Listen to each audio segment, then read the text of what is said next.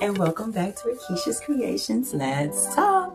Yeah, brings me to what I want to talk about today. Today's question is how can you do something creative? Like, how can you manifest creativity using your visions, right? So first of all, I want to show you this. I had created, so my mom is turning 65.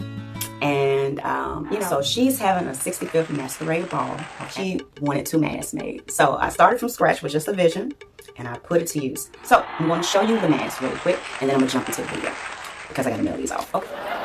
So this one is this. Yes, you see? They're going to be lit. Okay. Created this one. Okay. And this one. Ooh, yes. Okay. She's going to be all fine around here. Okay. So let's see how I created this. You have to stay to the end of the video to see everything come together from beginning to end and a few extra things that I made for her. So stay tuned. All right, let's get into it.